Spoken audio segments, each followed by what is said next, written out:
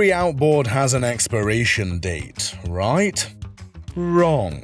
Mercury has been breaking that rule for decades, with engines that just keep going, some even outlasting the boats they were mounted on. Whether it was a skinny six-cylinder in the 50s, a V6 workhorse from the 80s, or today's 600-horsepower Verado beast, they all share the same DNA: tough, reliable, and borderline immortal. By the end of this video, you'll know exactly which Mercury engines earned their spot in boating history. And trust me, some of these stories will surprise you. The Mercury Mark 75, introduced in 1957, was more than just an outboard. It was a tall, skinny inline six-cylinder that looked almost comical compared to the stubby motors of its day.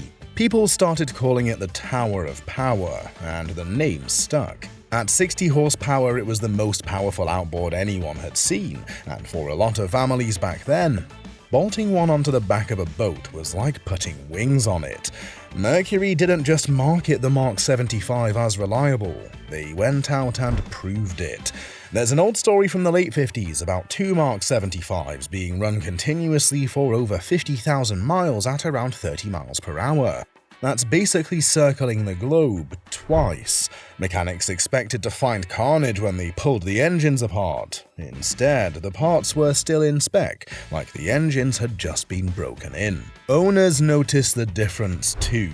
Old-timers will tell you how their Mark 75s would start on the first pull of the rope even after a long winter in the shed, something rival motors couldn't always promise.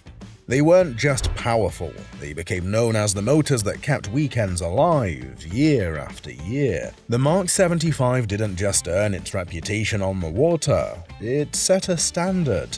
It proved Mercury could build an engine that was fast, dependable, and practically immortal, and it kicked off a legacy that's still running today. 50,000 miles non-stop, and the Mark 75 still looked fresh. That's how Mercury proved they could build engines that outlast just about anything. And here's the kicker: that was only the beginning. The rest of this list gets even better. Stick with me, because the last engine is going to blow your mind. And subscribe while you're at it. The Mercury 110, a 9.8 horsepower two-stroke from the early 1960s, was small, light, and surprisingly tough. While Mercury's big inline sixes were grabbing headlines, this little outboard quietly became a favorite for fishermen, tender boats, and families who just needed something reliable to get them across the water. Plenty of boaters today will tell you their first motor was a Mercury 110. And here's the kicker: some of those very same engines are still running. Stories pop up all the time about someone finding one in a shed, covered in dust after sitting for 20 years. A little carb cleaning, a fresh spark plug, some new fuel, and it usually sputters back to life as if nothing happened.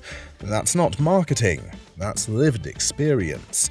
It was never built to be flashy or powerful, but the design was simple and rugged. Mercury made sure the parts could take abuse, and the result was an engine that often outlasted the boat it was mounted on. For many small boat owners, the 110 was the ultimate buy once, keep forever motor.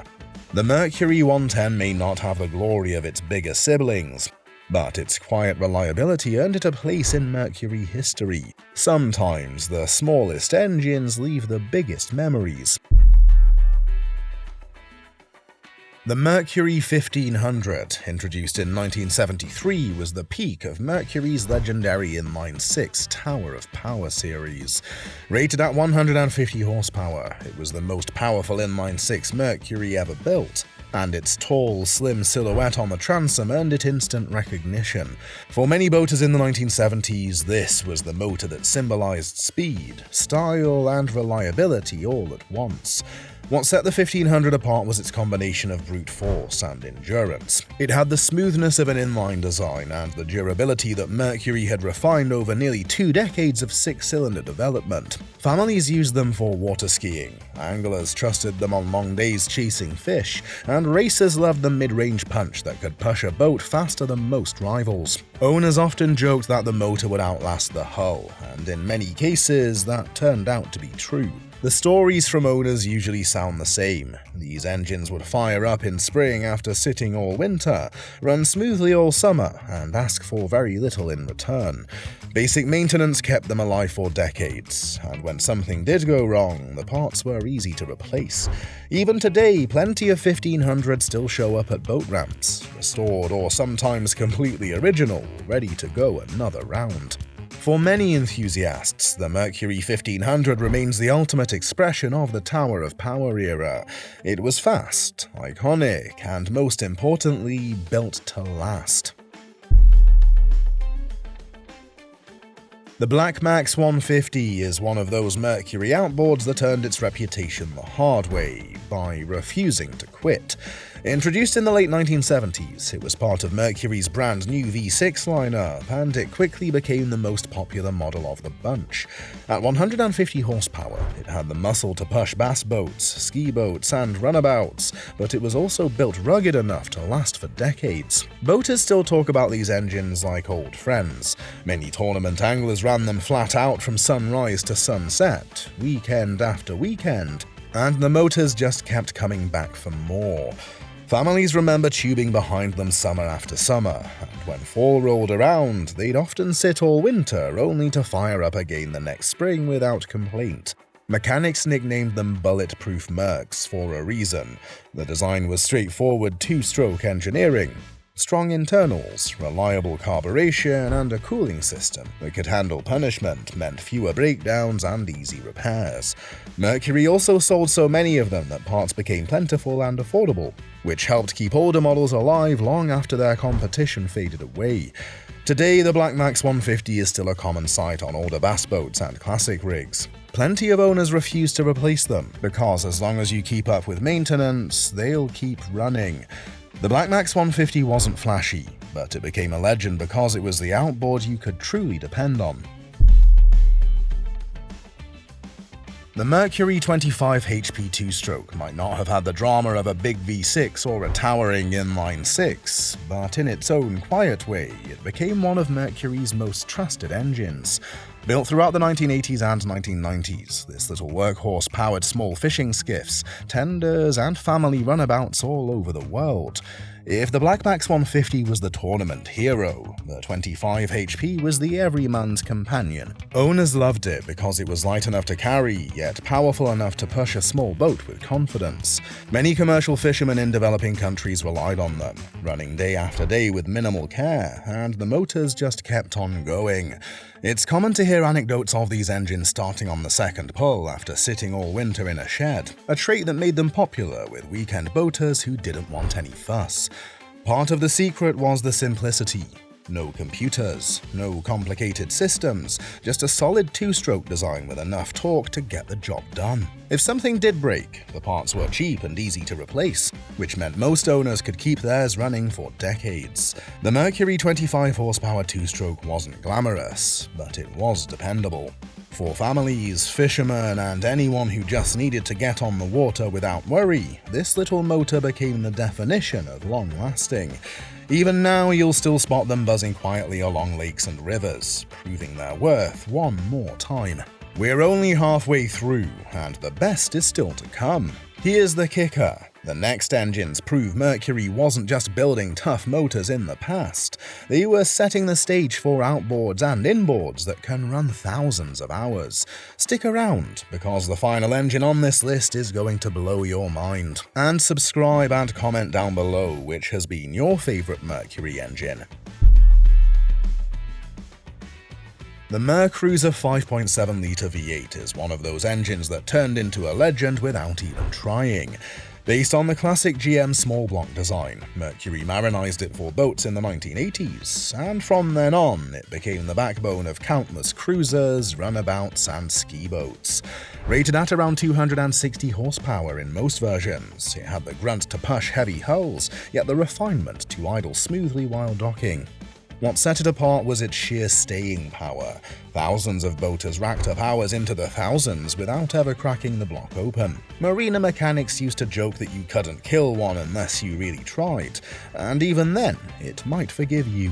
There are plenty of stories from charter captains who ran these engines daily for seasons on end, and when it finally came time for service, the engines looked tired, but not broken. The 5.7-litre success came from its balance of simplicity and strength. It had carburetors or simple fuel injection depending on the year, and parts were everywhere, which made repairs straightforward. Combine that with Mercury's heavy-duty marinizing, stronger manifolds, corrosion protection, and marine-grade cooling, and you had an inboard-outboard that just kept ticking. Even now, you'll find the MerCruiser 5.7-litre still running in older boats, often with owners proudly claiming they just don't make them like that anymore. For a generation of boaters, this was the motor that defined reliable inboard power, and many still refuse to part with theirs. The Optimax 225 marked a turning point for Mercury. By the late 1990s, two-strokes were under pressure to get cleaner and more efficient, and many boaters were nervous about whether the new direct injection technology would hold up. Mercury's answer was the Optimax series, and the 225 quickly became the standout.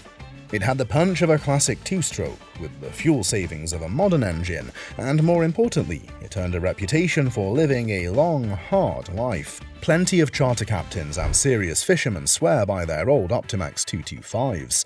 Stories float around of these engines logging thousands of hours offshore, running dawn to dusk, with nothing more than regular maintenance and a little care.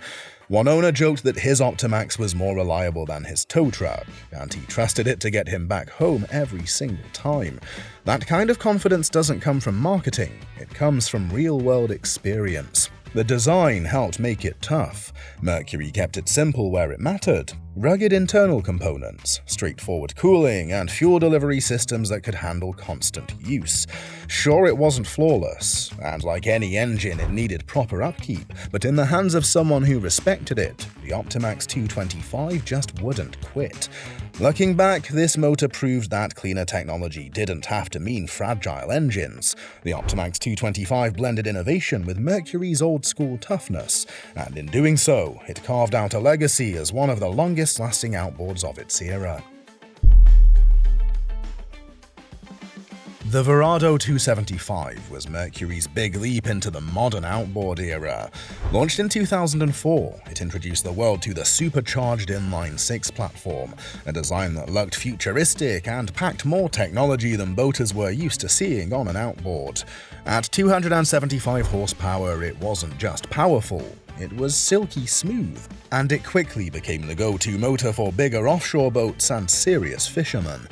What really surprised people was how tough these engines turned out to be. Early adopters wondered if all that new technology would hold up, but many of these Verados are still running strong today with thousands of hours on the clock. Owners often share stories of putting 1,500 to 2,000 hours on their 275s with nothing more than oil changes, belt swaps, and routine care. One captain said his pair of Verados outlasted the hull they were mounted on, which says a lot. The supercharged design gave it incredible mid-range punch, but Mercury didn't sacrifice durability to get there. Heavy-duty internals, smart cooling systems, and electronic controls helped these engines live long lives in harsh saltwater environments. Dealers often described them as bulletproof once the early teething issues were sorted. For many boaters, the Verado 275 proved that modern high-tech outboards could be just as reliable as the simple old two-strokes. It was the engine that built trust in Mercury's Verado line, and it set the stage for the powerful V8 and V12 models we see today.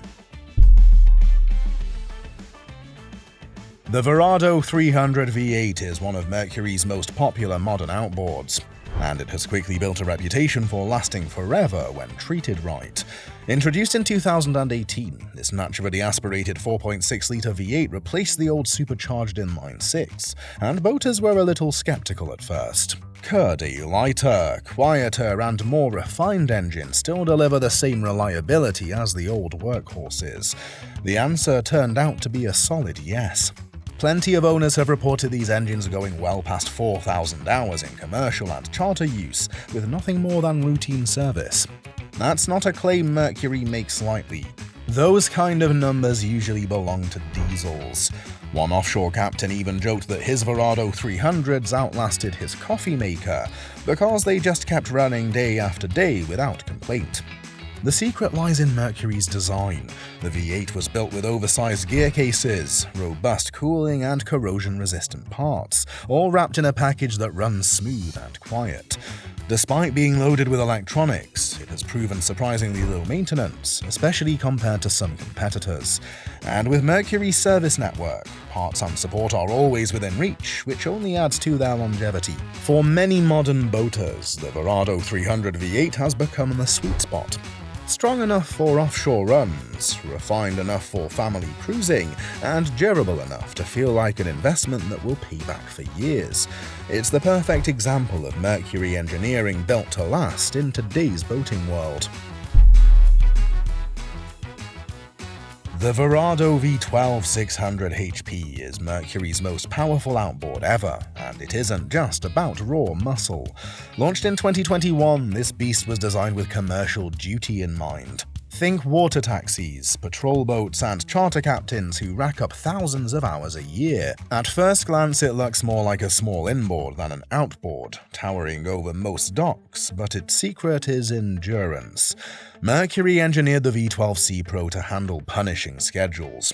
It has a 2-speed automatic transmission, a steerable gear case, and massive displacement to keep stress levels low even at high loads. Reports from the field already show these engines comfortably crossing the 2,000 to 3,000 hour mark in only a couple of years, with commercial operators expecting to double or triple that. One captain even joked that the V12 eats hours like candy because it never feels like it's working hard. Routine service is easier too. The V12 is built so that most maintenance can be done while the boat stays in the water, saving downtime. That's a huge advantage for commercial fleets, and it's part of why the C Pro has already become the go-to choice for serious operators. For recreational owners, it's overkill in the best way. Imagine the peace of mind knowing the same engine designed to haul passengers every day for years is pushing your weekend cruiser. The C Pro V12 is Mercury's modern crown jewel of durability, proving that even in 2025, the company is still building engines meant to last a lifetime. So there you have it, 10 Mercury engines that proved what real durability looks like, from the legendary Tower of Power to today's V12 beast. These motors all share the same DNA, built tough, run forever, and trusted by boaters across generations. Here's the kicker. Some of you watching probably still have one of these engines sitting on a transom or in a shed, and I'd bet it still runs. Drop your Mercury stories in the comments, because those are the tales that keep this history alive. And if you enjoyed this trip through Mercury's toughest engines, hit that like button, smash subscribe, and ring the bell so you don't miss the next deep dive. We've got plenty more boating legends coming your way, and trust me, you won't want to miss them.